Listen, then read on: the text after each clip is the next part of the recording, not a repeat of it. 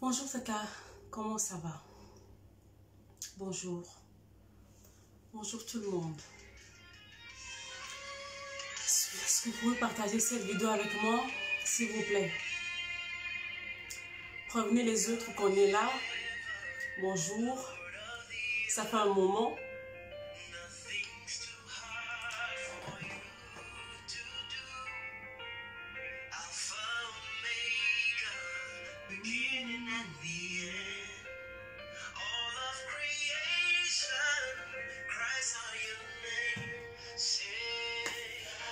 On va attendre que les gens arrivent. Merci Seigneur.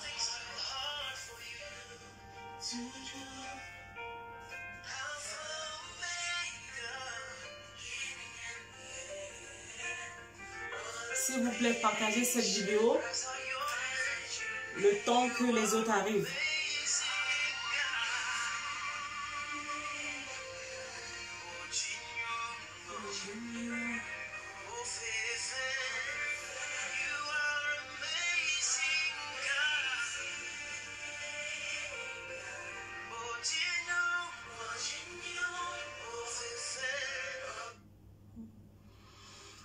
Bonjour tout le monde. Je vais essayer de partager la vidéo moi-même. Bonjour, j'espère que vous allez bien. Ça fait un moment. Prévenez les autres. Aujourd'hui, j'ai vraiment... Aujourd'hui, c'est un cœur à cœur. Hein? C'est un cœur à cœur. Venez là, on va discuter. J'ai des choses à vous dire. J'ai des choses à vous dire. Ça fait un moment qu'on ne s'est pas vu. Et j'ai beaucoup de choses à vous dire. J'ai beaucoup de choses à vous dire. Donc, venez, on va discuter.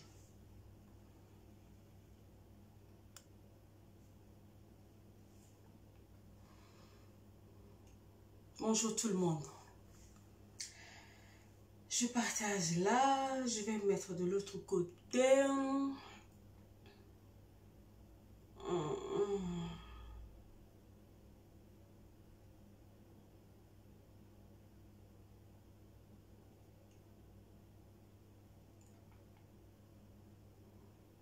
Bonjour Florence, comment ça va?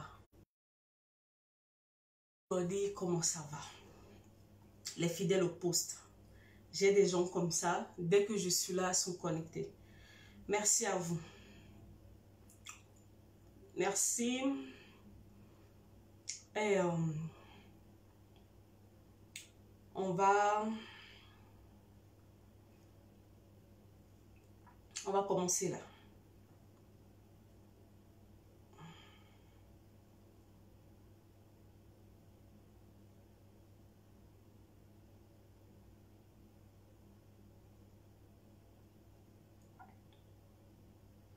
Non, j'ai pas trouvé. Ok. Hey, bonjour grand frère. Merci beaucoup. Merci. Bonjour tout le monde. J'espère que vous allez bien. Ça fait un moment qu'on ne s'est pas vu. À vrai dire, depuis une semaine, 2 semaines, tout ce que vous voyez sur la page, en fait, c'est pas moi. C'est pas moi, c'est mon assistante qui tient la page depuis. Parce que depuis le 28 février, au fait, j'ai perdu ma mère. La dernière fois que je suis venue en direct faire une vidéo, la nuit même qui a suivi le direct, au fait, j'ai reçu la nouvelle du décès de ma mère. Donc, vous pouvez imaginer, au fait, l'état dans lequel j'étais, au fait. J'étais pas bien, j'étais vraiment pas bien. En tout cas, dès que la nouvelle est arrivée, au fait, c'était vraiment un choc. Et... grand frère Stanislas, merci beaucoup. Tu as été là, au fait, pendant les derniers moments de maman. Tu as veillé. Tu as fait ce que tu pouvais. Donc, merci beaucoup. Merci à toutes les personnes, merci Tata Christelle, merci à toutes les personnes. En tout cas, ceux qui sont sur mon profil privé, ils ont su au fait que je traversais une épreuve. Donc, le sujet du jour, au fait, c'est pas anodin, en fait. C'est exprès. Ceux qui étaient, au fait, sur mon profil, ils ont su que j'étais en deuil. Donc, qui dit deuil, au fait, dit une épreuve. Dit une épreuve. Et puis bon, j'ai pas perdu une personne loin de moi, non. J'ai perdu ma mère, celle qui m'a mise au monde, en fait. C'est elle que j'ai perdue. Et je vous avoue, ça m'a fait un choc. Ça m'a fait vraiment un choc. Il y a quelques temps dans mon travail, bonjour aux nouveaux qui sont arrivés sur le groupe. Il y a quelques temps, au fait, ça m'arrive de travailler avec beaucoup de personnes. Et il y a des moments, au fait, ça m'arrive de rencontrer, au fait, des orphelins, des orphelines, au fait. Et à chaque fois, vous savez, quand vous n'avez jamais vécu une chose, c'est vraiment difficile de s'identifier, au fait, aux émotions, au fait, de la personne. Alors que dans votre travail, il est vraiment important de pouvoir vraiment s'identifier à ce que la personne peut vivre. Et là, je suis même à mesure de pouvoir être plus efficace dans mon travail. Donc, j'étais là, au fait, bon, en tant qu'enfant de Dieu, il y avait un jour, je posais la question au Seigneur, j'ai dit, mais que ressent, au fait, un enfant, une personne qui a perdu ses parents?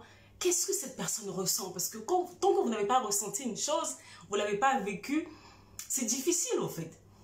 Vous pouvez en parler parce que voilà, mais il faut vraiment, au fait, rencontrer ce choc pour vraiment savoir ce que c'est.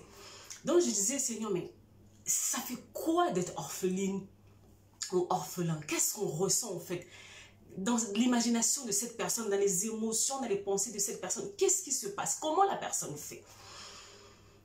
Eh bien, en fait, la leçon m'est arrivée, justement. Vous savez, à chaque fois, je vous le dis, 90% des choses dont je vous parle sur cette page viennent de ma propre vie. C'est pas comme si je prends... Bonjour Maggie. C'est pas comme si je partais prendre un livre et puis je venais vous raconter des histoires. C'est vrai que non, il y a la formation théorique, au fait, dans ce que je vous dis par rapport à un certain nombre de choses. Mais la plupart du temps, au fait, ça vient du vécu, ça vient de l'expérience. Et je peux dire au fait que il y a une expérience qui s'est rajoutée sur mon parcours. C'est vrai que j'ai connu beaucoup de choses. Je me suis dit, au fait, pendant des années, je me suis dit, Noélie, tu as traversé des choses. Mais cette fois-ci, ça a été un coup de plus. Ça a été un coup de plus. Et puis, il a fallu vraiment être, je ne vais pas dire coriace. Non. Parce que la plupart du temps, je vous ai toujours dit sur cette page qu'il ne faut pas anesthésier ses émotions. Il ne faut pas fuir ses émotions. Il ne fallait pas faire un certain nombre de choses. Ce que je vous dis depuis, au fait, des années, je l'applique à moi au quotidien. Surtout, au fait, dans cette épreuve dans laquelle j'étais, au fait. Parce que quand on m'a appelé pour me dire que ma mère est morte, tout de suite, vous pouvez imaginer que j'étais en larmes, en fait. Oui, j'étais en larmes. Et la première question qui m'a traversé, au fait, l'esprit, la tête, c'était pourquoi? Pourquoi il fallait qu'elle parte maintenant, en fait, avec tout ce qu'on a vécu, avec tout le parcours que elle et moi, on a vécu? Parce que vous ne le savez peut-être pas, mais quand je vous parle de Choisir la vie, oui, c'est vrai qu'il y a mon histoire, mais il y a l'histoire de ma mère derrière Choisir la vie. Il y a nos deux histoires qui s'entremêlent, au fait, dans Choisir la vie, au fait. Quand vous voyez Choisir la vie, il y a mon histoire et puis il y a l'histoire de ma mère. On a vécu beaucoup de choses, on a eu beaucoup de complications, un parcours compliqué, un parcours difficile, au fait. Et on commençait à avoir du répit. On commençait à avoir du répit et puis pouf, au moment où on commençait à avoir du répit, c'est pouf, au fait, elle est partie. Et la première question que j'ai posée, au fait, à Dieu, oui, parce que c'est comme ça, j'ai dit, pourquoi? Pourquoi maintenant, en fait? Pourquoi? Pourquoi maintenant? Et je vous assure que jusque-là, j'ai pas eu de réponse. Non, j'ai pas eu de réponse. Et j'étais concentrée, au fait, à l'enterrer. En même temps, en fait, il fallait que je me soigne parce que je suis une épouse, je suis une maman de 3 enfants, j'ai 3 enfants qui sont là. Donc, il me fallait que je reste debout, en fait, pour ces enfants. Il fallait que je reste debout pour ma famille. Et comment on fait ça, en fait? Comment on fait ça? Parce que j'avais reçu beaucoup de questions, boss. Surtout, il y a d'autres personnes qui ont appelé des personnes proches de moi. Mais Noélie, comment elle fait? Coucou Elodie. Noélie, comment elle fait? Est-ce qu'elle va aller à Conakry? Est-ce qu'elle va faire ceci? Est-ce qu'elle va faire cela? Vous savez, je vais vous dire la vérité. Quand la nouvelle du décès, en fait, était arrivée, j'étais en train de parler avec mon équipe Choisir la vie.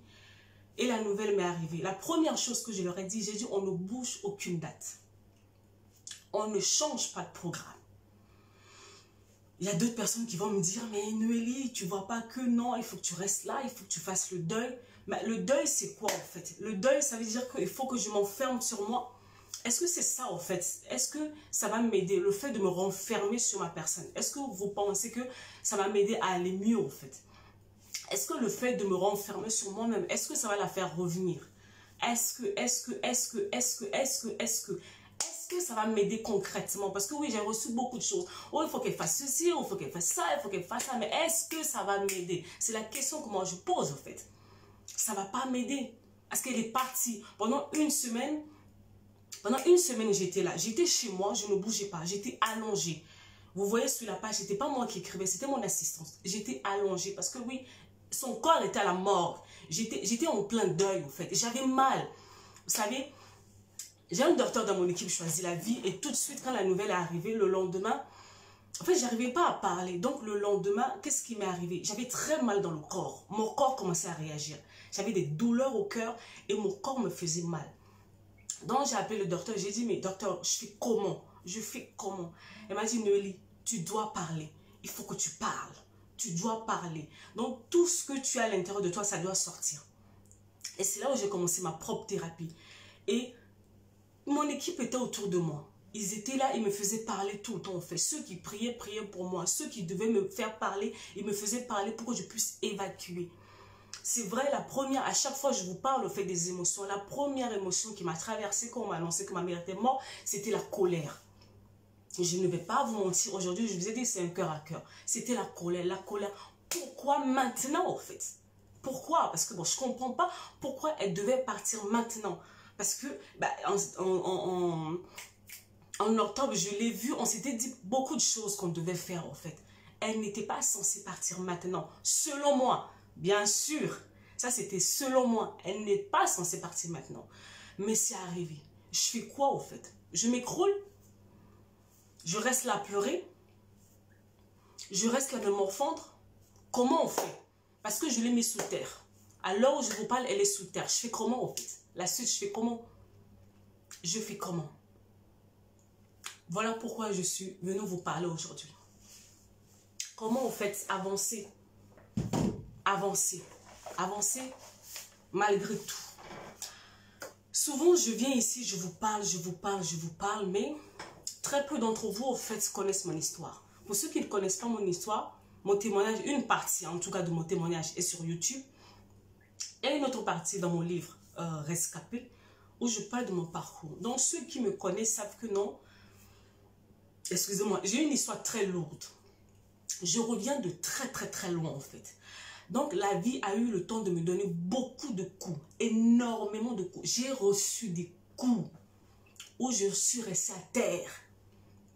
Et j'ai appris aussi à me relever et à continuer jusqu'à aujourd'hui. Si vous me voyez être celle Noélie Panda que tout le monde voit, me voit, c'est parce que je viens de quelque part en fait. Je viens de quelque part, j'ai une histoire. Et qu'est-ce qui se passe? Tout ce que j'ai vécu en fait dans le passé, tout ce par quoi j'ai pu passer dans le passé, qui a forgé la femme que je suis aujourd'hui. Mais ce sont ces choses en fait qui m'aident devant les épreuves d'aujourd'hui. C'est pourquoi en fait, rien dans notre parcours n'est anodin. Aucune épreuve, aucune situation, qu'importe en fait son degré de douleur, n'est anodin dans nos parcours. Ça t'aide pour plus tard. Pourquoi? Je vais vous dire pourquoi. J'ai pas forcément grandi avec maman. Moi, j'ai pas forcément grandi avec ma mère. Très tôt, en fait, j'ai dû être séparée d'elle et j'ai vécu loin d'elle. Donc, ce qui a fait que je m'étais déjà forgée. Elle était la maman, mais je m'étais déjà forgée, au fait. La vie m'avait déjà forgée, taillée d'une certaine manière. Donc, ce qui fait que, oui, la nouvelle était arrivée. J'ai été secouée. J'ai été sérieusement secouée. Mais je me suis rappelé que non, Noélie, tu viens de quelque part. Regarde, en cette année-là où tu t'es retrouvée dehors à la rue, il n'y avait personne. Cette nuit où toi et tes affaires, vous vous êtes retrouvés dehors, tu n'avais pas d'endroit où tu devais dormir. Tu ne savais pas ce que tu allais manger. Pourtant, le lendemain matin, tu devais te lever pour aller à l'école. Malgré tout ça, tu n'avais pas de toit sur la tête. Tu t'es levé le matin pour aller à l'école. Tu t'es levé pour aller à l'école. Donc, en fait, pendant que j'étais là, en fait, en train de pleurer, tout mon parcours est en train de me revenir. Tout ce par quoi je suis passée pour être là, tout me revenait, en fait. Et je me suis dit, en fait, oui, Noélie, oui. C'est vrai que non, c'est maman. Mais tu as subi des chocs aussi terribles que ça. Et tu as réussi à te relever et à avancer. Donc, ce n'est pas maintenant que tu vas, au fait, t'écrouler pour dire que non, c'est la fin. Ce n'est pas la fin. D'ailleurs, parce qu'elle est tombée là, c'est là où maintenant je vais prendre son histoire. Et vous allez comprendre que, elle a été un exemple pour moi sur beaucoup de choses. Sur beaucoup de choses. Il y avait des choses sur lesquelles on n'était pas d'accord, comme toutes les mamans et ses enfants. Et puis, il y avait sur beaucoup de choses au fait que elle m'a apprise. Cette femme, s'il y a une chose que ma mère m'a apprise, c'est être tenace. Elle m'a appris à être tenace. À chaque fois que je venais la voir, oui, maman, ça, elle me dit toujours, ça va aller, va prier. À chaque fois que je venais la voir pour un souci, ma fille, c'est pas grave, on va prier. Donc oui, elle était partie. Mais alors que là, j'étais couchée sur mon lit, toutes les paroles qu'elle avait mises dans ma tête depuis des années, tout ça a commencé à télécharger dans mon esprit. Ah oui, elle t'avait donné ça, elle t'avait donné ça, elle t'avait donné ça. Et j'ai commencé à me dire, non, Noélie, oui, il va falloir que tu te remettes debout, en fait. Debout là, mais c'est pas de ma propre force. Non. J'étais partie regarder dans le dictionnaire me dit ceci. Quand on parle d'épreuves, on parle de difficultés, souffrance, malheur qui éprouve la résistance ou le courage de quelqu'un. Difficulté, souffrance, malheur qui éprouve la résistance et le courage de quelqu'un. Je savais que j'étais une personne forte. Je le sais. C'est pas de l'orgueil. Je le sais. Je sais de quelle matière j'ai été formée. Je sais ce par quoi je suis passée pour en arriver là. Et puis, il y a cette épreuve qui est arrivée. En fait, il y a des moments, l'épreuve, au fait, je peux prendre l'épreuve sur deux dimensions. La dimension psychologique et la dimension spirituelle. Je vais prendre ça aujourd'hui, je vais traiter, au fait, sur ces deux points. Quand il y a une difficulté, quelque chose qui arrive, au fait, il y a le plan psychologique qui est là, que beaucoup négligent d'ailleurs. Et puis, il y a le plan spirituel qui est là. Je sais d'où je viens. Je connais mon parcours avec Dieu. Je sais ce que Dieu m'a dit. Je sais comment j'ai fait par le passé quand les choses étaient arrivées pour me remettre debout. Alors, quand la chose arrive, j'applique les mêmes méthodes. Je ne change pas. J'applique les mêmes méthodes. J'ai mon docteur qui est là, et surveille ce que je dis. Je vous disais tout à l'heure au fait que quand la nouvelle au fait était arrivée, ça a été un choc. Et le lendemain, mon corps a commencé à réagir. J'avais mal, j'avais des douleurs partout. Et mon docteur m'a dit, Noélie, il faut que tu parles, il faut que tu fasses ceci, il faut que tu fasses un certain nombre de choses au fait. Et m'a dit ça. Je n'ai pas tout mis sur le compte de la spiritualité, non. J'ai compris qu'il fallait que je me soigne. Et se soigner au fait devant une épreuve, c'est pas forcément se fermer au fait. Non. Ça ne marche pas. Je n'ai pas dit qu'il va falloir que tu ailles sur la place publique pour dévoiler toute ta vie. Non. Il faut que tu apprennes à parler et à parler aux bonnes personnes. Il faut que tu évacues au fait. Parce que ce que tu n'évacues pas, c'est ça qui s'imprègne à toi. C'est comme ça que les maladies arrivent. C'est comme ça. Parce que la manière dont je me sentais, j'avais des douleurs dans le cœur, j'avais des douleurs dans le corps et je me sentais affaiblie physiquement au fait. J'étais affaiblie. Et je savais que quoi? Je savais que c'était le choc de la nouvelle qui me faisait tout ça. Mais il y avait une deuxième chose. Il y avait maintenant mes pensées. Il y avait mes pensées parce que mes pensées partaient dans tous les sens en fait. Parce que en tant qu'humain, il me fallait une explication rationnelle à ce qui venait de m'arriver. Je ne comprenais pas. Je me suis dit, parce que j'ai commencé à poser des questions. Qu'est-ce que je n'ai pas fait? Qu'est-ce que je n'ai pas fait? Qu'est-ce que je devais faire? Donc, à un moment donné, sans me rendre compte, au fait, je commençais à sombrer dans une forme de culpabilité. Je me disais, non, si j'avais peut-être fait ci, elle allait être là, peut-être que, à un moment donné, c'est là où c'est bien, en fait, de marcher avec le Saint-Esprit. Le Saint-Esprit te dit, hey, wow, calme-toi, en fait. Calme-toi, calme-toi. Et c'est là où, avec les personnes qui étaient autour de moi, qui me disent, Noélie, recentre tes pensées, ressens tes pensées. Tout ce que tu pouvais faire, humainement parlant, tu l'as fait. On t'a vu à l'œuvre, tu as tout fait humainement parlant. Mais la décision de partir ne te revenait pas, au fait. Revenait à la personne qui l'a créé. Donc oui, c'est difficile. Mais au fait, il va falloir que tu acceptes, au fait. Et c'est l'une des choses que je dis souvent à mes élèves en formation. Et je me suis confrontée à cette même réalité. Mais il fallait que j'accepte au fait qu'elle était partie. Oui, je n'étais pas d'accord qu'elle parte. Non, je n'étais pas d'accord qu'elle parte. Mais je devais l'accepter que non, elle était partie. Je ne pouvais rien faire. Et que ce n'était pas forcément de ma faute si elle était partie. Parce que j'avais fait de mon mieux. J'avais fait de mon mieux. Mais la personne qui l'a créée en a décidé autrement. Et c'est une volonté souveraine que je devais me soumettre à cela en fait. Et c'était l'autre partie du travail que j'ai dû faire. Recentrer mes pensées devant l'épreuve. Au-delà de parler pour évacuer ses émotions et tout, il va falloir voir tes pensées en fait. Parce que oui, quand on parle d'épreuve, on peut parler de la perte du travail, d'un décès. Là, mon cas, aujourd'hui, au fait, aujourd'hui, je suis en train de parler du cas du deuil. Mais ce n'est peut-être pas ton cas derrière cet écran. Peut-être que toi, c'est un chômage qui est arrivé brusquement, c'est une séparation, c'est un divorce. Ça peut être plein de choses qui peuvent t'arriver. Et la première chose, tu dois accepter la vérité. Oui, ça m'est arrivé. Oui, maman est partie.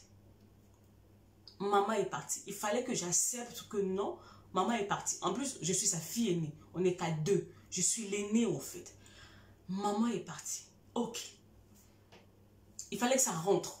Pas rentrer seulement dans la tête. Parce que dans la tête, je le savais. Il faut que ça descende au niveau de mon cœur. Il faut que mon cœur l'accepte au fait. Parce que c'est quand mon cœur allait accepter, c'est là où j'allais pouvoir lâcher prise. Parce que pour l'instant, au départ, je ne comprenais pas.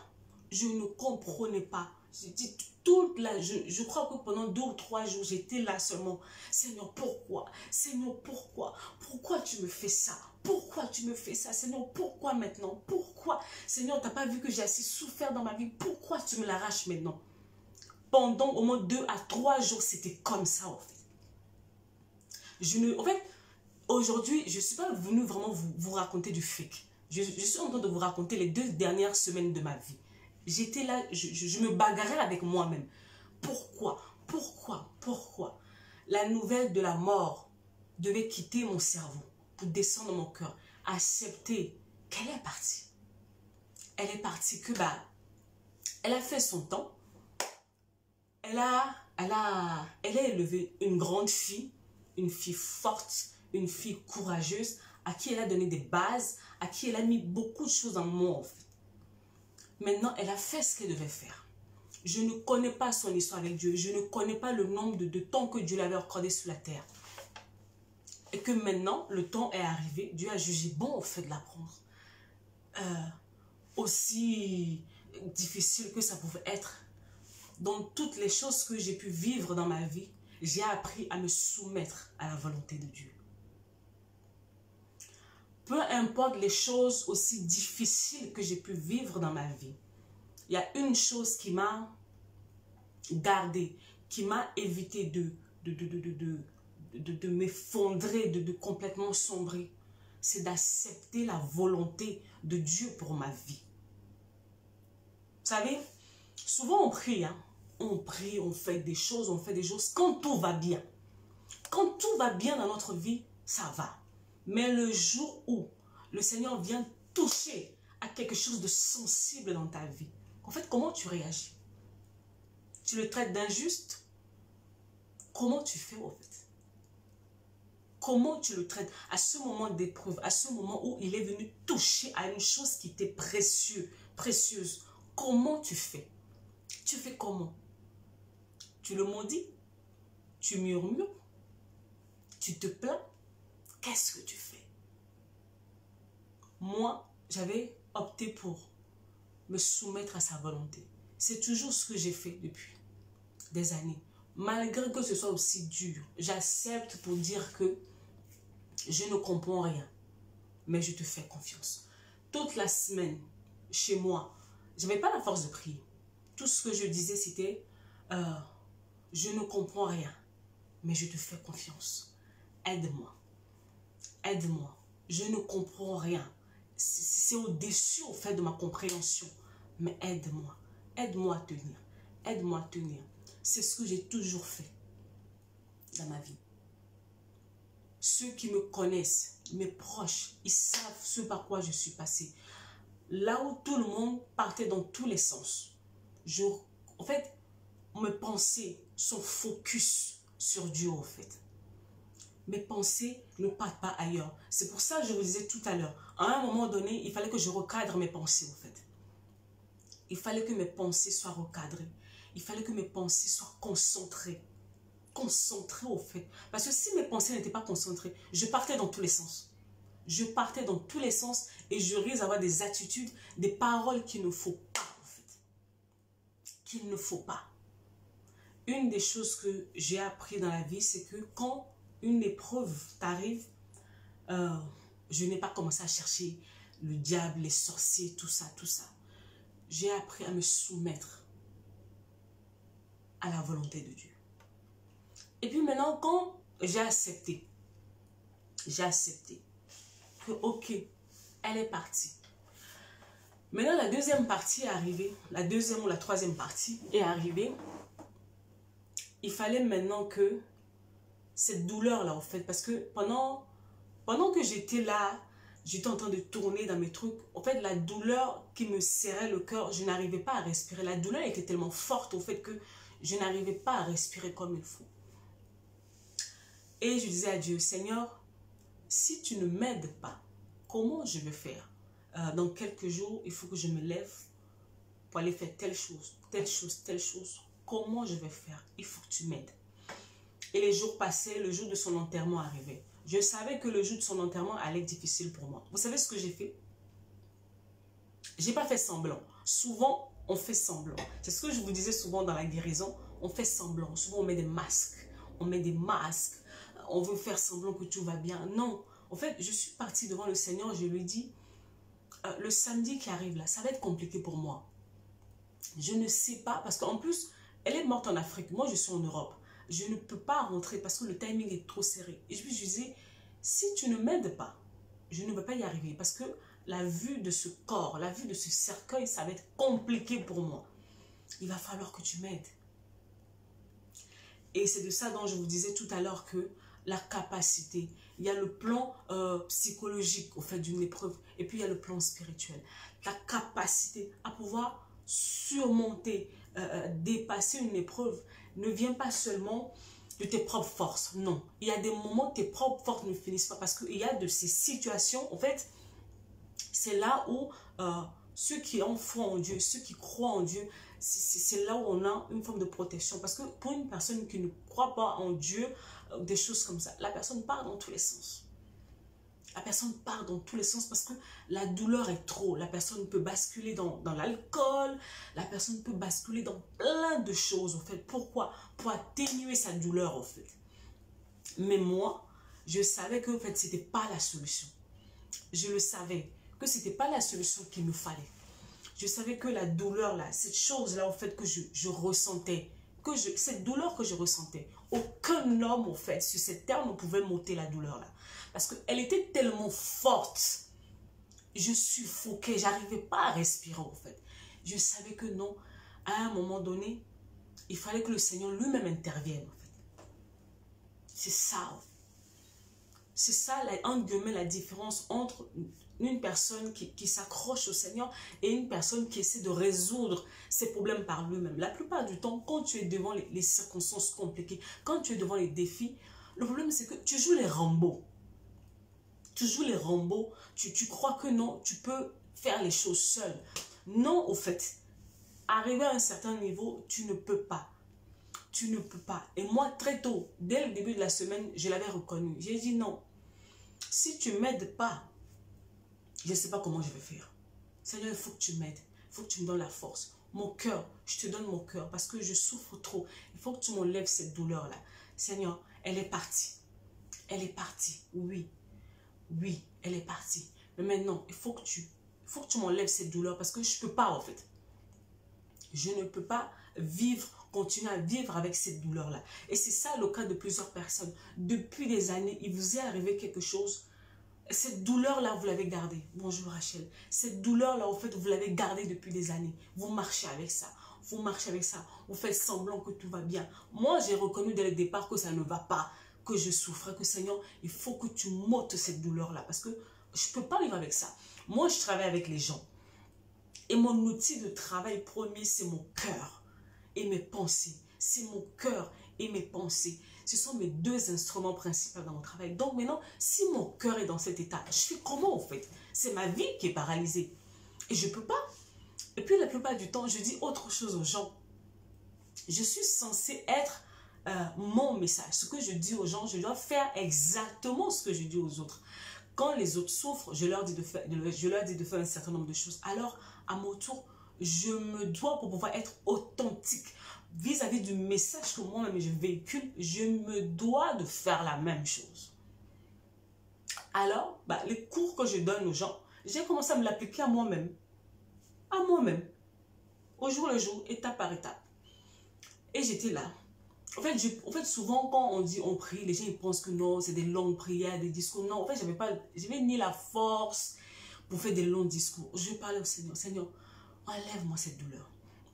Donne-moi la force d'affronter cet enterrement. Seigneur, donne-moi la force d'affronter cet enterrement. Tu me l'as prise. Ta parole me dit. Vous voyez, quand vous êtes enfant de Dieu, quand vous êtes dans une épreuve, cette semaine, vous savez que pendant cette semaine, pendant que j'étais en train de faire le deuil, je faisais les accompagnements.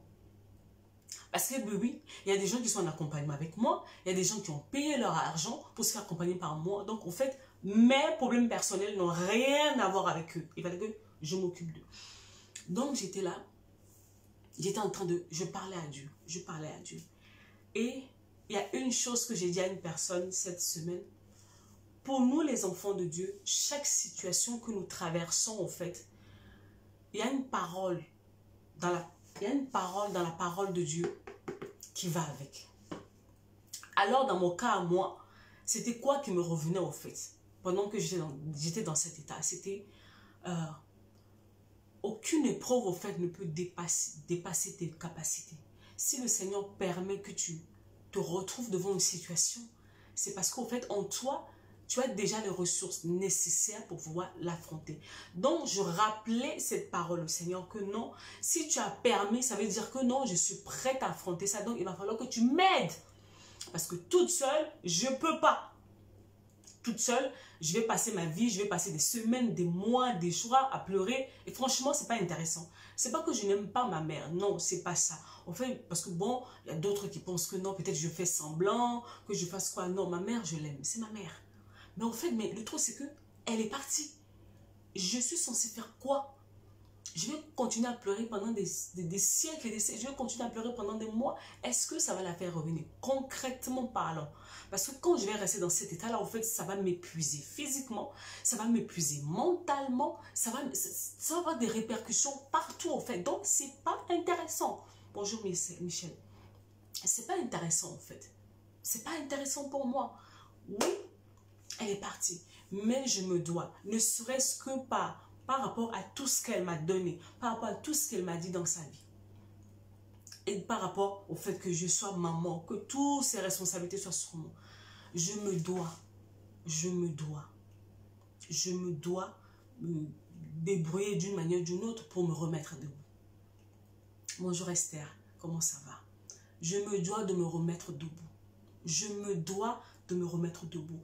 Pas pour prouver quoi que ce soit, non. Pas pour prouver au monde que non, tout va bien ou quoi, non. Pendant 2 semaines, c'était compliqué. Pendant 2 semaines, c'était compliqué. Depuis la dernière fois que j'ai fait le direct sur la page, je n'ai plus publié sur la page jusqu'à aujourd'hui. Je suis de retour seulement aujourd'hui. Ceux qui sont sur mon profil privé, bon, ils savent plus ou moins. Tous ces derniers temps, c'était mon assistante qui était là parce que il fallait que moi-même je remonte la pente en fait. Il fallait que moi-même que je remonte la pente parce que oui, j'ai subi un choc. J'ai subi un choc à laquelle je n'étais pas préparée, qu'il fallait que j'accepte, qu'il fallait que je lâche prise parce qu'elle partait. Il fallait que je lâche prise, il fallait que j'avance parce que voilà. pas pour faire semblant. Parce que beaucoup me disent, Noélie, oui, il faut que tu prennes le temps de faire le deuil. Mais ce deuil, au fait, ça dure combien de temps, en fait? Ça dure combien de temps, ce deuil? C'est pas pour autant que je ne l'aime plus ou que je la porte plus dans mon cœur. Et il y a quelque chose de très fort que l'un de mes collaborateurs m'a dit, Noélie, tu sais, souvent, au fait, les gens projettent sur nous la manière dont ils auraient réagi dans ta situation. Les gens, ils projettent sur toi comment ils auraient réagi s'ils étaient dans ta situation. J'ai dit, oui, c'est vrai. C'est vrai, au fait. Pour ne pas dire que non, tout va bien, tout est rose. Non, c'est pas ce que je dis. Je dis que à chaque fois que je viens devant vous, je vous dis, choisissez la vie, faites ceci, faites cela. Ben, c'est la même chose que je fais pour moi. Je choisis la vie au quotidien. Tous les jours, je fais le choix. Samedi dernier, on l'a enterré. Toute la journée, au fait, j'étais allongée. J'étais allongée parce que je me sentais faible, au fait. Et j'étais là, je parlais à Dieu. J'ai dit, Seigneur, je ne peux pas continuer à rester dans cet état. Je ne peux pas continuer à rester dans cet état. J'ai des enfants, j'ai une maison à faire tourner. Comment je fais? Il faut que je me remette debout. Et j'étais là. Jusqu'à ce qu'au fait, les vidéos et les autres choses arrivent. Bah, au fait, quand j'ai vu ce cercueil sous terre, j'ai entendu une voix me dire, Noélie, lève-toi. Lève-toi. Quand j'ai entendu lève-toi, je n'ai pas cherché à comprendre. Oh, pourquoi non? Je n'étais plus dans l'apitoiement de sort. C'est ça, au fait, à un moment donné. Tu peux recevoir le choc. Le problème, c'est pas le choc qui arrive. Le problème, c'est pas ce qui t'arrive. Le problème, c'est pas tout ça, c'est ta réaction, en fait. Quand j'ai vu ce cercueil sous terre, la voix que j'ai entendue, Noélie, lève-toi. Vous savez ce que j'ai fait? J'avais pris un matelas, en fait, d'un de mes enfants, je l'ai mis au salon chez moi. Et j'étais là depuis. Quand j'ai vu le cercueil et que j'ai vu ce truc, dès que j'ai entendu la voix, je me suis levée. J'ai ramassé le matelas. Je suis repartie mettre le matelas à sa place. J'ai remis le matelas à sa place. J'ai pris ma dernière fille. J'ai 3 enfants. J'ai pris ma dernière. J'ai pris les clés de ma voiture. Je suis sortie de la maison. Et quand je sortais de la maison, j'avais mis la louange. Et j'ai commencé à rendre grâce à Dieu pour sa vie. Pourquoi? Pourquoi je suis en train de faire ça? Est-ce que je suis en train de minimiser ce qui m'arrive? Non. Est-ce que je suis en train de faire semblant? Non. Pendant que je suis en train de poser ces actes-là, en fait, j'étais en train de me sortir de ma situation.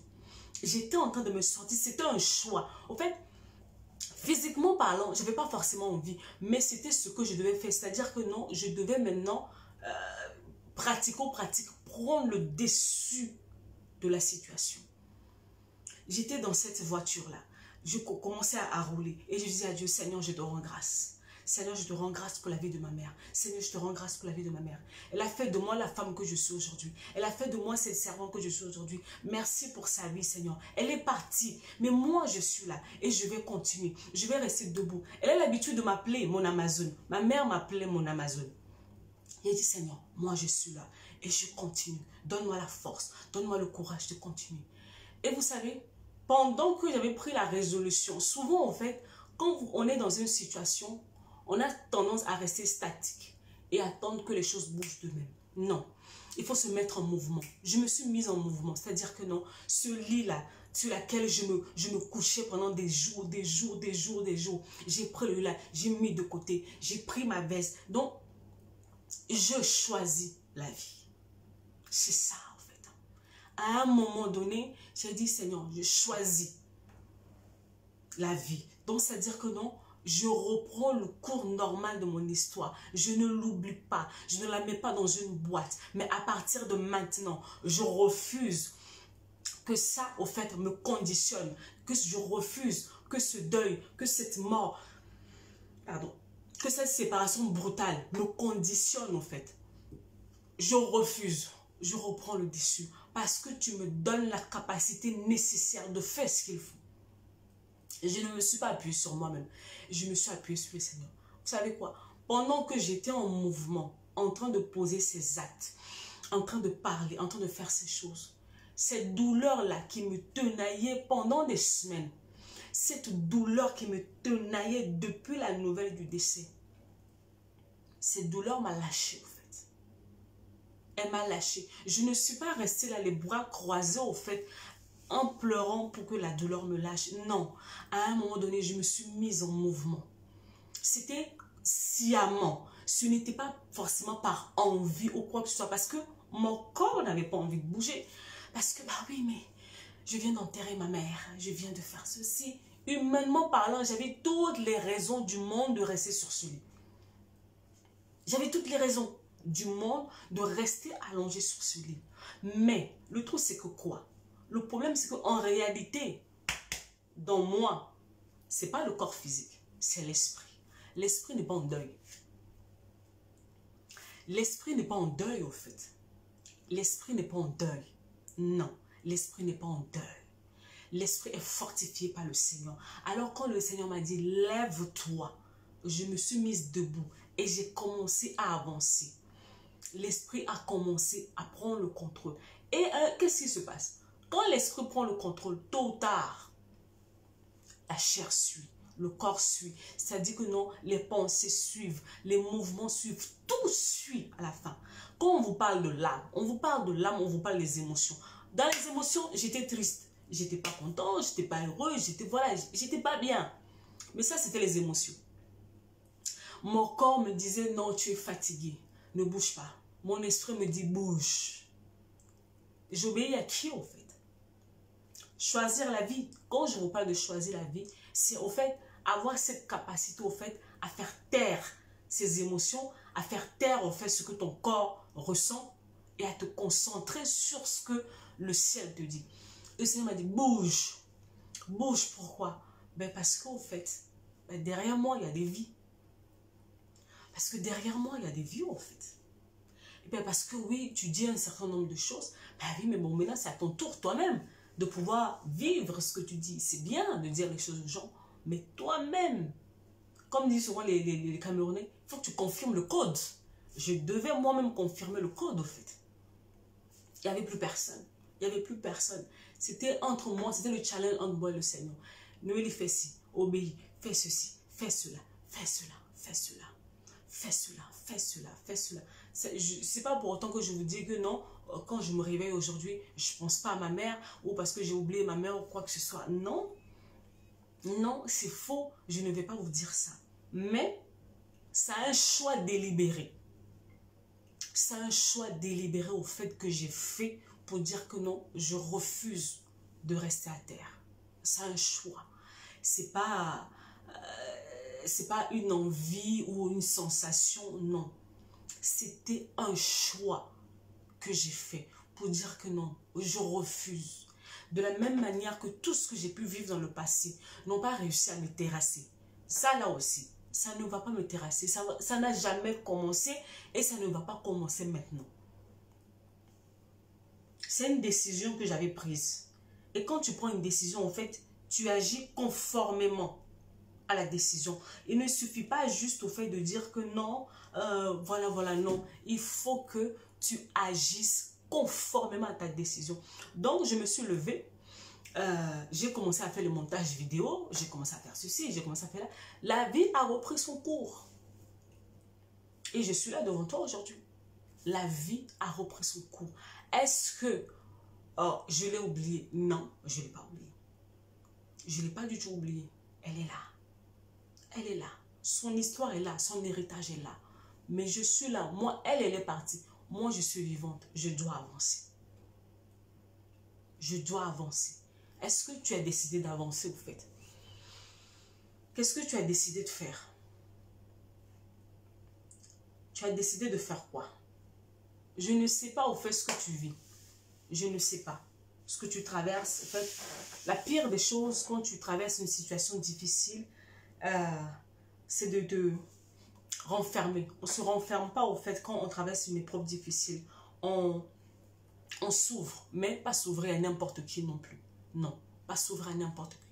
Il y a toujours une ou deux personnes autour de toi à laquelle, au fait, tu peux t'ouvrir pour leur parler, leur expliquer, au fait, les choses.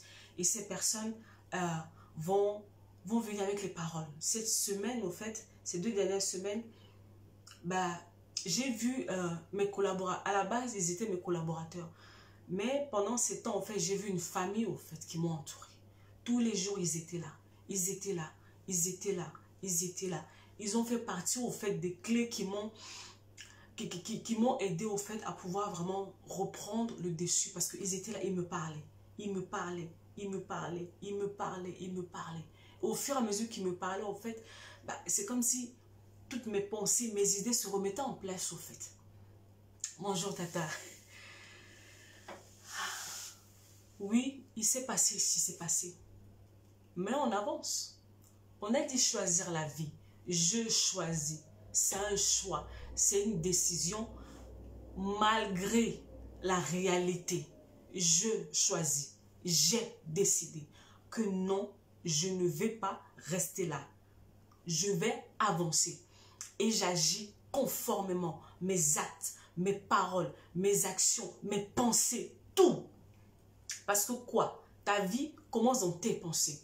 Quand tes pensées se retournent dans le bon sens, tout suit après en fait. Tout suit dans le bon sens. Donc la première chose, je me suis concentrée. Il a fallu que je canalise d'abord mes pensées. Quand mes pensées ont été canalisées, tout le reste a suivi.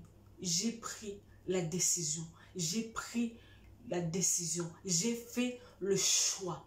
Quel choix que tu fais en fait? Nous tous, à un moment donné de notre parcours, on rencontre des difficultés. Qu'est-ce que tu en fais? Quelle est ta réaction? Cette semaine, j'ai écrit une chose sur mon statut WhatsApp.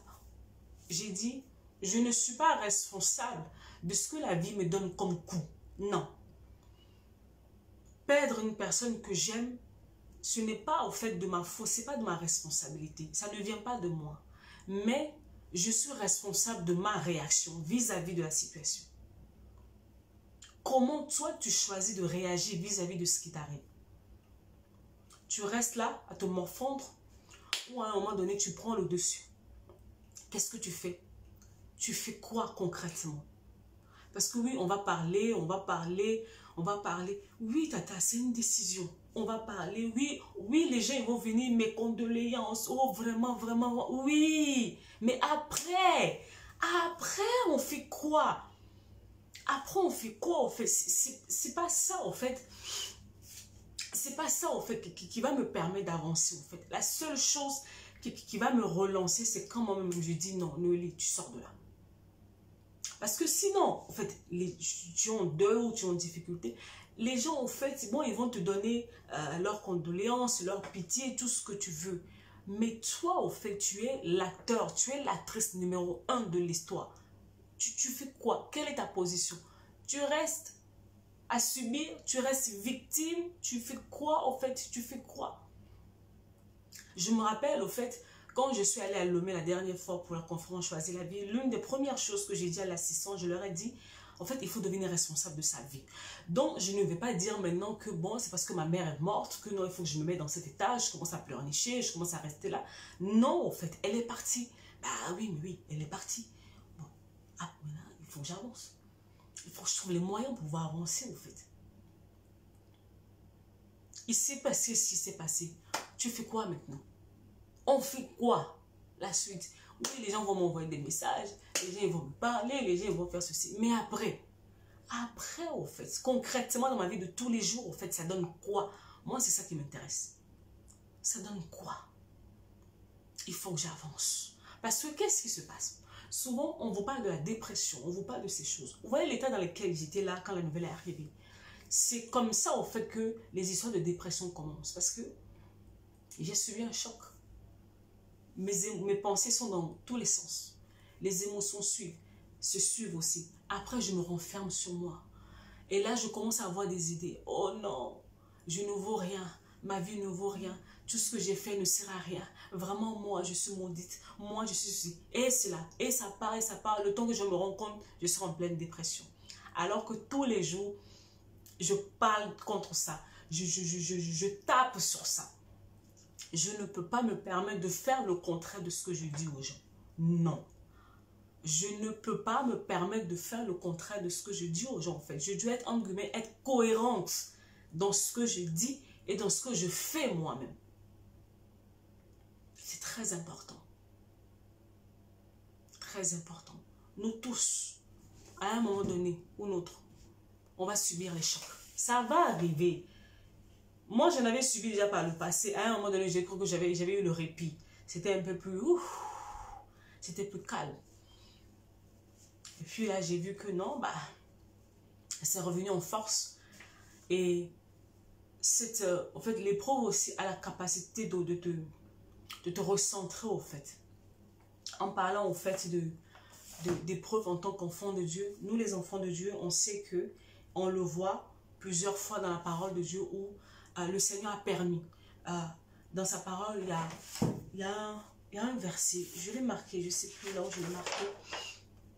C'est dans Osée 2, verset 14. Osée 2, verset 14, où le Seigneur disait, je vais attirer son cœur dans le désert pour lui parler. Il y a deux épreuves, au fait, qui sont le langage de Dieu. Le Seigneur te tire, au fait, te met à part pour te parler, pour te former, pour te forger, au fait. Et souvent, la plupart du temps, vous allez voir que les plus grandes transformations de vos vies viennent, au fait, soit dans l'épreuve ou après l'épreuve. Donc, je n'ai jamais pris l'épreuve comme une malédiction ou je ne sais pas quoi. Non, je ne le prends pas comme ça. Je prends ça comme une leçon. Et j'ai appris, j'apprends, je continue à apprendre de ce qui m'est arrivé récemment. Parce que quoi? Comment j'arrive à faire ça? C'est parce que j'ai appris à prendre le recul nécessaire sur ce qui m'arrive. Souvent, on est tellement omnibulé par nos émotions, on est tellement omnibulé par la situation que non, en fait, on ne prend pas le recul nécessaire. C'est très important que tu apprennes à avoir le recul dans une situation. Pendant que moi, je traversais mes histoires, je parlais avec une jeune dame qui traversait des moments difficiles, au fait. Et je lui disais, tu sais, au fait, quand une épreuve arrive, il ne faut pas commencer tout de suite à attaquer les sorciers, les diables, tout ça là, les démons, tout ça. Non. Quand l'épreuve arrive, il y a une leçon qui arrive. Cherche d'abord la leçon. Cherche d'abord la leçon. Je ne sais pas ce que tu traverses. Ça peut sembler injuste. Ça peut sembler dur. Ça peut. Mais en tant qu'enfant de Dieu, la parole de Dieu nous dit toutes choses, toutes circonstances, toutes choses concourent pour notre bien. Dans l'immédiat, on ne comprend rien parce que la preuve, moi-même, j'ai fini même mes débits de pourquoi. Je crois que même j'ai fini même le mot pourquoi. Mais pour l'instant, je ne comprends rien. Mais je sais que le temps passera et je comprendrai au fait. Mais est-ce que tu as le courage, comment on appelle, l'intelligence émotionnelle nécessaire pour comprendre ça au fait? Parce que où tu es omnibulé par tes pensées, par tes émotions. Ah, j'ai mal, Noélie, je souffre. Oui, mais après, non, au fait, en réalité, tu ne souffres pas parce que tu es esprit. Tu es d'abord un esprit. L'esprit ne souffre pas. L'esprit va partout. Tu ne peux pas souffrir parce que tu es un esprit. Je suis en train de parler aux enfants de Dieu. Tu es d'abord un esprit. Un esprit ne peut pas souffrir. Oui, ta chair souffre. Oui, ton âme souffre. Mais tu es d'abord un esprit. Et en toute chose, la parole de Dieu nous exhorte à ce que l'esprit prenne le dessus. C'est quand en fait l'âme et la chair prennent le dessus, c'est là où ça devient compliqué. Mais quand en fait tu prends le recul nécessaire pour faire monter ton esprit, là tu as une autre lecture de la situation. Il y a toujours une leçon. Toujours une leçon. Peut-être que tu ne vas pas capter la leçon tout de suite. Mais ça va peut-être une question de mois, d'années. Et tu vas dire, ah, c'était ça. C'était ça. Mais imagine que non, des années plus tard, tu comprends le pourquoi. Alors que maintenant, là, tu as maudit Dieu. Tu as maudit Dieu. Deux moments où il ne faut pas s'éloigner de Dieu. La plupart du temps, on fait le contraire. Il y a deux moments dans ta vie où tu ne peux pas. Donc, en fait, tu ne peux pas te permettre de t'éloigner de Dieu. C'est quand tu as péché. Parce que quand tu pêches, il y a la culpabilité qui arrive. Et la culpabilité a cette capacité de te faire éloigner de Dieu. C'est dangereux pour toi. Quand tu pêches, la culpabilité a cette force de t'éloigner de Dieu. Dieu ne s'éloigne pas de toi, mais toi, tu t'éloignes de lui. Pourquoi? Parce qu'il y a le voile de la culpabilité qui arrive. Deuxième moment où il ne faut pas s'éloigner de Dieu, c'est dans les épreuves. Et c'est là où beaucoup fuient. Je comprends, en fait, je comprends même pas, en fait, comment tu as des problèmes, comment tu as des difficultés, et puis tu fuis Dieu. Ça n'a pas de sens. Ça n'a pas de sens. En fait, tu m'expliques comment tu traverses cette situation. Tu t'appuies sur quoi? Sur qui? Pour avancer, en fait. Tu n'as pas de force. En réalité, il y a des choses qui t'arrivent où tu n'as aucune force devant la situation. Si le Seigneur lui-même n'intervient pas, tu ne vas nulle part. Tu vas rester là. Donc, pour éviter beaucoup de souffrance, toi-même commence à t'accrocher déjà. Et puis, il t'aide à avancer vite, au fait. Il t'aide vite. Il t'aide à avancer vite. Parce que plus tu vas tourner là, tu perds du temps, tu perds de l'énergie, tu perds, voilà. Concentre-toi. Dans l'épreuve, on se concentre. Dans l'épreuve, on n'est pas éparpillé. Dans l'épreuve, on écoute, Seigneur. En fait, tu dis quoi, en fait? Parce que pendant que tu te plains, tu murmures, tu t'agites, tu t'énerves, tu n'entends rien. En fait, tu n'entends rien. Silence. Vous savez, souvent quand on accepte le Seigneur, on l'accepte comme sauveur, celui qui nous a sauvés. Mais le Seigneur, là, quand il devient Seigneur, c'est au moment où il a la souveraineté. C'est-à-dire que tu te plies à sa volonté. Que ça te plaise ou pas, que tu aies mal ou pas, tu restes là. Tu ne bouges pas. Tu restes là, dans l'épreuve. Je vois les gens, oh, Noël, comment Dieu peut être là? Et puis il permet des choses comme ça. Oui, il permet. Il permet, mais on a fait quoi? Il est souverain. Nous, on chante. L'agneau est souverain. Tu chantes, tu chantes. Est-ce que tu réalises que tu chantes? Oui, il est souverain, il fait ce qu'il veut. Il est souverain, il fait ce qu'il veut. Une leçon que j'ai appris très tôt dans ma vie et qui m'évite beaucoup de larmes. Beaucoup de larmes. Il y a certaines formes de larmes là que j'économise au fait. Parce que ce sont des leçons que j'ai apprises très très tôt. Très très tôt. Qu'est-ce que tu décides de faire? Tu décides de faire quoi? Le choc est arrivé, hein? Tout est arrivé. Tout est arrivé. Maintenant, tu fais quoi?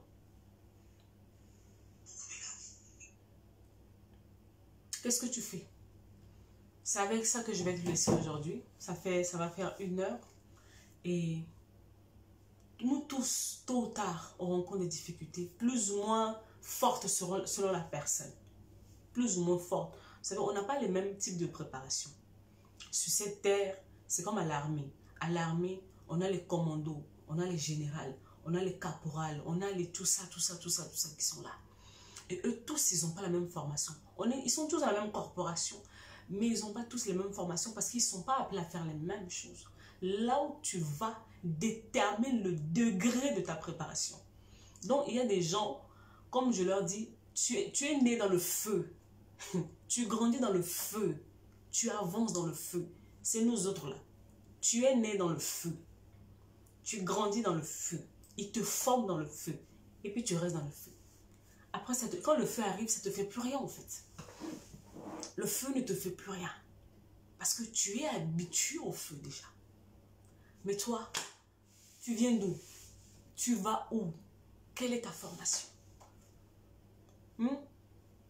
Tu viens d'où? Tu vas où? Quelle est ta formation? Voilà. Est-ce que quelqu'un a une question? Est-ce que vous avez une question par rapport à la vidéo ou même non par la vidéo? Hein? Est-ce que vous avez une question?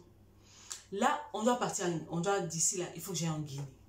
Mais là, priez seulement pour nous, priez vraiment pour nous. Priez pour nous.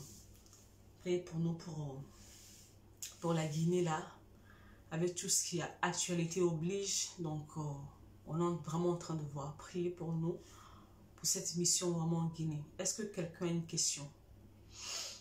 Les gens, s'il vous plaît, vous savez, je vous aime beaucoup.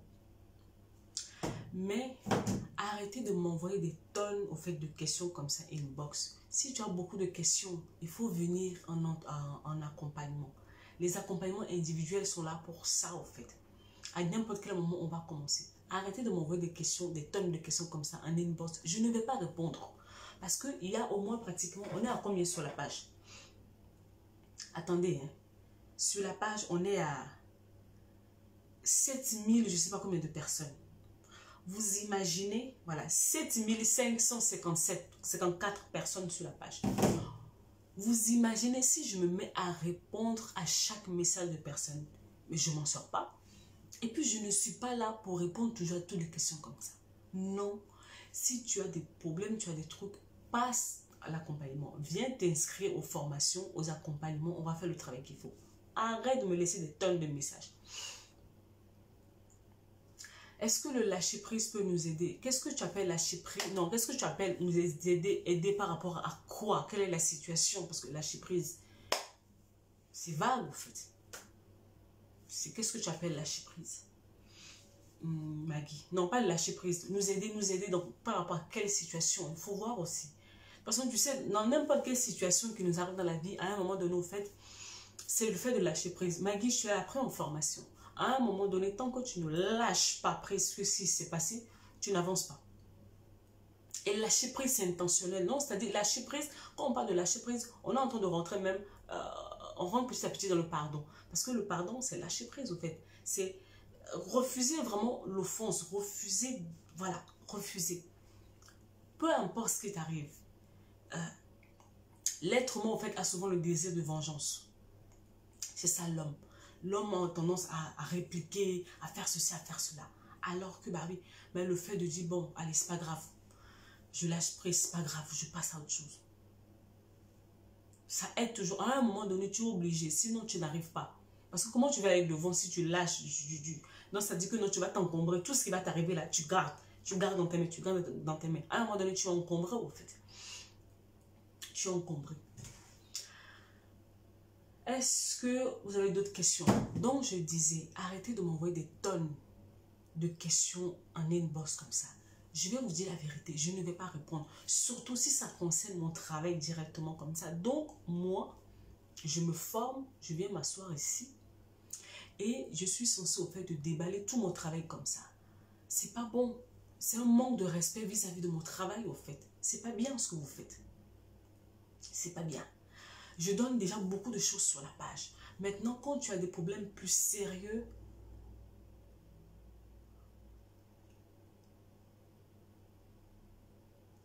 bon, donc toi-même tu as constaté. Toi-même tu as constaté. Il y a des moments, en fait, on en fait trop pour rien du tout, en fait. On en fait trop pour rien du tout. Ça va t'épuiser, ça va te fatiguer, tu vas perdre du temps. C'est pas intéressant. C'est vraiment pas intéressant par moment. C'est pas intéressant. Parce que je me dis, au fait, le truc, c'est quoi? C'est là où je parle de prendre du recul. Bon, la situation est déjà arrivée, c'est déjà fini. Si je continue à me faire du mal, ça va changer quoi? Il y a des gens qui m'ont appelé, m'ont envoyé un message. Oh, Noélie, j'ai dit, bon, elle est partie. Si je fais ça, ça va la faire revenir. Oh non. J'ai dit, bon, on fait comment? En fait, on avance. Passer en accompagnement. Je ne réponds plus les messages pour des messages par-ci par-là, oui. Mais des longs messages de 10 pages, 10 lignes, 20 lignes là. Je ne réponds pas. Passer en accompagnement. Respectez mon travail. Je vous respecte. Respectez mon travail. De deux, je ne suis pas conseillère. Je ne donne pas de conseils. Je crois que tous les jours, il va falloir que je répète cette phrase. Je ne donne pas de conseils. Quand vous allez chez un médecin, vous ne partez pas pour voir le médecin pour avoir un conseil. Vous allez chez le médecin pour vous faire soigner. Un médecin ne te conseille pas forcément, peut-être sur un choix, sur des trucs vite fait, mais un médecin est là pour te soigner. Je ne suis pas là pour te donner des conseils. Je suis là pour t'accompagner. Je ne suis pas là pour te donner des conseils. Je suis là pour t'accompagner. Donc, si tu veux te faire accompagner, je suis la bonne personne. Ne me demande pas de venir te donner des conseils. Je ne donne pas des conseils. Je ne donne pas. Je ne donne pas. Je ne donne pas. Je ne donne pas. Pas du tout de conseils. Non. Docteur Sani, c'est là, c'est là. Si aujourd'hui j'ai un problème, que je vais aller voir le docteur Sani, c'est pour aller consulter. Je ne vais pas lui dire, ah docteur, tu sais, moi j'ai tel problème, j'ai tel problème. Non, non, non, non. C'est pas comme ça. Quand vous allez chez le médecin, vous n'allez pas pour avoir des conseils. Vous allez pour consulter. C'est la même chose. Ou peut-être il va falloir que je commence à mettre une blouse blanche ici, ou je ne sais pas moi. Non, je ne donne pas de conseils. Ne me faites pas changer au fait de mission. Ma mission n'est pas de donner des conseils. Je ne donne pas des conseils. Je ne donne pas des conseils. J'accompagne les gens. Mon travail dure sur des semaines et sur des mois pour accompagner les personnes. Ne me faites pas changer de travail. Donc, quand vous allez voir, vous allez envoyer des demandes de conseils, machin, je ne vais pas répondre. Ne dites pas que non, cette fille est devenue orgueilleuse, je ne sais pas quoi. Non, ce n'est pas mon travail de donner des conseils. J'accompagne les gens. Et en accompagnant les gens, maintenant, s'il va falloir que je réajuste un certain nombre de choses, si ces personnes, je le fais. Mais d'abord, c'est l'accompagnement. Je vais chez le docteur, je vais pour consulter. Ne me sortez pas de mon couloir, ne me sortez pas de ma mission. Non, je ne veux pas devenir une personne que je ne suis pas appelée à être. Je ne donne pas de conseils. Arrêtez de m'envoyer des histoires de 20 lignes. Je ne vais pas lire. Si tu as des problèmes, tu vois que c'est grave, Noélie, bonjour Noélie, je sais que vous faites des accompagnements, comment ça se passe? Tu prends les modalités, tu fais ce qu'il faut, et puis tu viens, on travaille ensemble. J'ai pas de problème. J'ai pas de problème pour ça. Voilà. Sinon, sur ce, comment allez-vous? J'ai fini pour aujourd'hui. À cause de coronavirus, l'école de mes enfants sont fermées pour une durée indéterminée. Donc, je ne sais pas quand est-ce que je pourrai revenir. Je peux revenir, au fait, là, je peux revenir à n'importe quel moment, au fait, où j'aurai de moments libres, je vais revenir. Il n'y aura plus d'heures ou de jours précises, au fait. Je peux revenir à n'importe quel moment. Voilà. Est-ce que vous avez encore des questions ou pas? Si vous n'avez pas de questions, je vais y aller. Prenez soin de vous, c'est important. Ceux qui traversent des moments difficiles, que le Seigneur vous fortifie. Soyez fortifiés. Ne vous enfermez pas sur vous. Non, ça n'aide pas. Ça n'aide pas en fait. Parlez, bougez, faites des choses en fait. Choisissez la vie, c'est important. Tous les jours, choisissez la vie. Voilà. Bon, si vous n'avez pas d'autres questions, je vais vous laisser. Je vais vous laisser et on se retrouve à n'importe quel moment. À n'importe quel moment, je peux revenir. Voilà. Je vous souhaite un bon après-midi et à plus tard. Au revoir.